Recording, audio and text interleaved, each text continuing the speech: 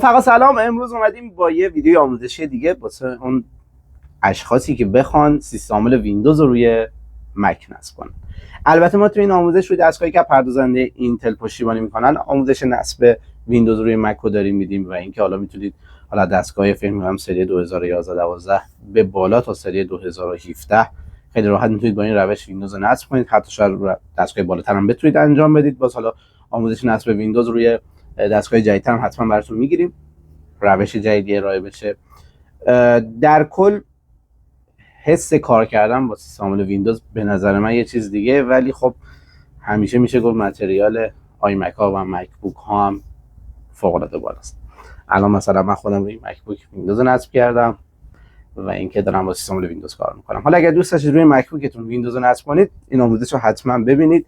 فقط حمایتمون کنید، لایک، کامنت، اشتراک گذاری ویدیو، کانالمون رو سابسکرایب کنید، تو آپارات دنبالمون کنید. دیگه واسه ویدیو خیلی زحمت میکشیم. حمایت فراموش نشه. بریم که مراحل نصب ویندوز روی حالا مک بوک آی مک با هم دیگه ببینیم. بریم.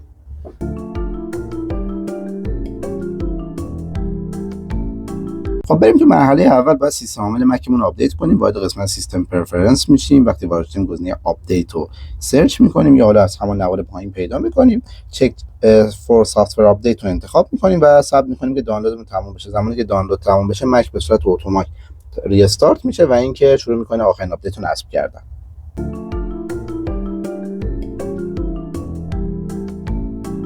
خب تو این مرحله من اول از همه میام ویندوز رو توسط خود نرم افزاری که مایکروسافت ارائه میده دانلود میکنم. چرا این کارو میکنم؟ ببینید خیلی اوقات که ما میخوایم روی مک ویندوز رو نصب کنیم، فایل‌های ایزویی که داریم ممکنه مشکل دار باشن و اینکه وسط نصب ما با ارور مواجه بشیم. خیلی از دوستان وقتی میخواین نصب کنن هی ارور میگیرن و میگن کارمون کجاش مشکل داره. بهترین کار اینه که حتما اون نسخه ویندوزی که میخواین از خود مایکروسافت دانلود کنید که ما حالا آموزشش رو تو این قسمت براتون قرار دادیم. وقتی که شما از مایکروسافت دانلود انجام بدید دیگه مشکلات بعدی رو ندارید. و یه نکته هم حتما توجه کنید که شما مکتون رو به آخرین نسخه آپدیت کنید. چرا؟ چون خیلی اوقات که مک آپدیت های امنیتیشو نمیگیره یا آپدیت های دیگر رو نمیگیره، شما زمانی که میخواین با بوت کمپ نرم افزار ویندوز یا خود سیستم عامل ویندوز رو نصب کنید مشکل میخورید. اصلاح میکنم سیستم عامل ویندوز رو نصب کنید به مشکل میخورید. پس اینو حتما رعایت کنید. بریم که حالا با هم دیگه شروع کنیم دانلود ویندوز از سایت خود مایکروسافت و بعد مراحل انتقالش. اول از همه وارد گوگل میشیم و گزینه حالا دانلود ویندوز 10 رو میزنیم. من ویندوزی که من میخوام نصب کنم ویندوز 10. همون گزینه اولی که میاد دانلود ویندوز 10 دیسک ایمیج، 10 که من میگم دقت کنید، دیسک ایمیج رو انتخاب میکنید. گزینه ایزو فایل بهمون میده. دانلود ناو رو میزنیم. زمانی که دانلود ناو رو بزنیم این قسمت یه نرم افزاری با همون دانلود میکنه که این نرم افزار حجمش هم کمه، انقدر حجم نداره. زمانی که این نرم افزار دانلود شد ما باید حالا دانلود به وسیله این نرم افزار انجام بدیم. این نرم افزار حدود چند حالا مثلا فکر کنم 3-4 مگابایت بود. دقیقاً این دستگاه رو ما اینجا نرم افزار رو انتخاب میکنیم، صبر میکنیم تا نرم افزار باز بشه. اگر دیدید دانلود تو این نرم افزار انجام نمیشه میتونید از وی پی ان تون استفاده کنید یا حالا از شکن یا تحریم شکن استفاده کنید. گاه خودی رو برخی از اپراتورهای مشکل داریم.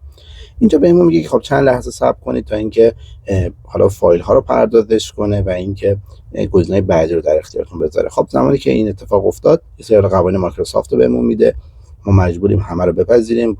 گزینه اکسپت رو میزنیم، میریم تو مرحله بعدی. مجدد چند لحظه صبر میکنیم تا حالا انتخاب بعدی واسمون بیاد که ببینیم فایلی که میخوایم به چه شکل باشه. میگه میخواین آپدیت کنید پی سی تون رو یا اینکه نه میخواین یه دونه یو اس بی فلش دیسک یا حالا ایزو فلش بسازید، اون فایل ایزو رو بسازید. این گزینه واسمون خیلی مهمه. ما این قسمت رو انتخاب میکنیم و بعد گزینه نکست رو میزنیم.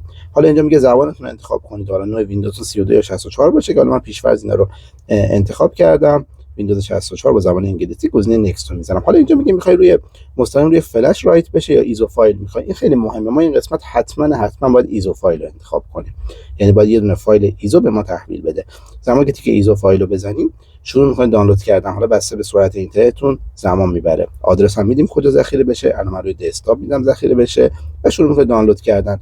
چند لحظه پردازش می‌کنه، بعد از پردازش شروع می‌کنید دانلود کردن و حالا زمانی که دانلودش انجام شد شما میتونید اون فایل رو به روی فلش کپی کنید و بعد به مک بوکتون انتقال بدید. حالا من اینجا این مقدار ویدیو رو تون کردم تا شما ببینید تقریبا دانلود این فایل هولوش با اینترنت من که فیبر بود 15 تا 20 دقیقه زمان برد دانلود انجام شد.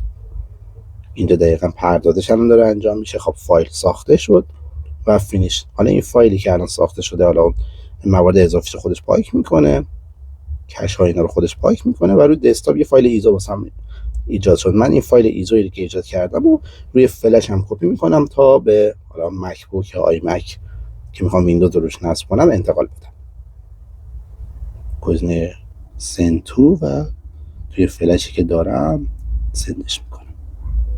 بریم مرحله بعدی رو با هم دیگه ببینیم.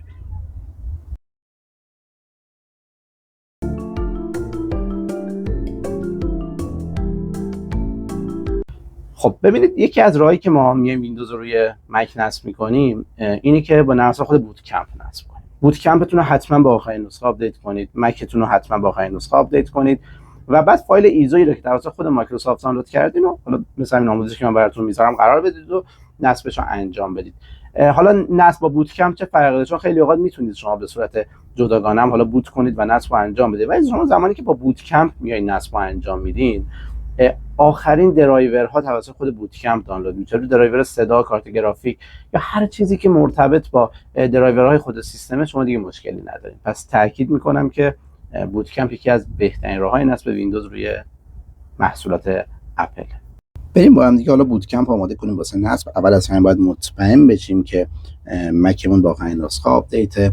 اگر نرم افزاری داریم مثل من که نرم افزار بازه، باید نرم افزار رو حتما ببندید. البته میتونید بوت کمپ رو نوار پایین هم مشاهده کنید، ولی به هر حال من از این قسمت بهتون توضیح میدم که حالا راحت‌تر بتونید بهش دستی پیدا کنید. اول از همه سافاری واسه من بازه. من اینجا میام گزینه فایل، سافاری رو حتما ازش خارج میشم. وقتی خارج شدم وارد گزینه گو میشم، رو قسمت یوتیلیتی وارد میشم و حالا ابزارامو اینجا ابزارهای مک رو دارم. قسمت بوت کمپ رو انتخاب میکنم. زمانی که بوت کمپ رو انتخاب کردم گزینه کانتینیو رو میزنم. ببینید یه اروری من اینجا دریافت میکنم. اروری میگه که یه دونه دیسک وصله، یه دونه فلش وصله، باید از دستگاهم جدا کنم. حالا من فلش هم رو از دستگاه جدا میکنم و زمانی که الان دقیقاً فلش هم رو دسکتاپ بود و رفت و زمانی که حالا جدا شد مجدد میرم گزینه کانتینیو رو میزنم که این ارور رو دریافت نکنم. الان یه چند لحظه فقط صبر میکنم. دوباره ببینید همین ارور رو بهم داد. الان جدا شد. کانتینیو رو میزنم، قبول کرد. خب اینجا میگه که مقدار فضایی که میخواید واسه مکتون انتخاب کنید و میتونید مد نظرتون باشه و ویندوز. من حالا مک رو میذارم روی حداقل، ویندوز هم میذارم روی حد اکثر چون من بیشتر ویندوز استفاده میکنم. و بعد گزینه کانتینیو رو میزنم و خودش شروع میکنه دانلود درایورهاش و مرحله بعدی که میشه نصب ویندوز. بس به سرعت اینترنت متفاوت.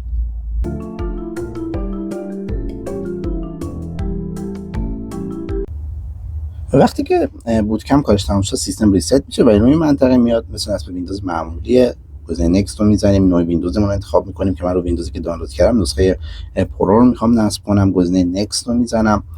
زمانی که گزینه نکست رو زدم تمام قوانین ویندوز رو مجبورم مثل همیشه بپذیرم. قوانین ویندوز رو میپذیرم.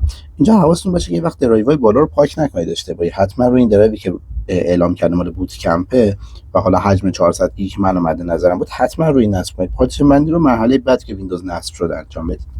گزینه نکست رو که میزنم حالا رو دستگاه من ویندوز دقیقاً هولوش 1 دقیقه و تقریبا 40 تا 50 ثانیه طول کشید تا کامل نصب شد. سرعت نصب خیلی بالا بود، ولی حالا بس به دستگاهتون این سرعت متفاوته.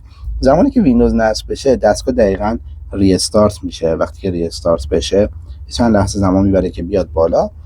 تو این قسمت دقت کنید وقتی که سیستم ریست میشه و شما حالا زبان رو انتخاب میکنید و مرحله اول نصب ویندوز رو طی میکنید، اینجا من میگم به کانکت نیستم به اینترنت، یوزرم اینجا انتخاب میکنم. اگه به اینترنت کانکت باشم این مقدار مرحله نصب بالا اینجا پیچیده‌تر میشه. سعی کنید به اینترنت کانکت نباشید. اینجا میگه چند دقیقه زمان میبره. دقیقاً اینجا ویندوز میاد، بوت کمپ میاد بالا. گزینه نکست رو بزنید تا درایورهایی که توسط بوت کمپ دانلود شده حتما نصب بشه. یعنی درایورهایی که خود بوت کمپ دانلود کرده رو نصب کنید.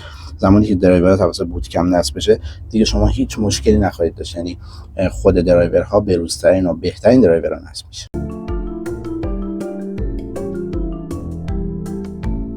بازم ممنون دیگه ویدیو رو تا آخر تماشا کردید. حمایتمون کنید، لایک، کامنت، سابسکرایب، این ویدیو زنگوله هر جوری که خودتون میدونید حمایت کنید. واسه ویدیو خیلی زحمت میکشیم، حمایت فراموش نشه. سوالی هم باشه اینستاگرام، یوتیوب، آپارات بروسکالا با یو، البته بروسکالا با یو پشتیبانی وبسایت و هر جای دیگه ای که ما باشیم در خدمتتون هستیم. خدا نگهدار.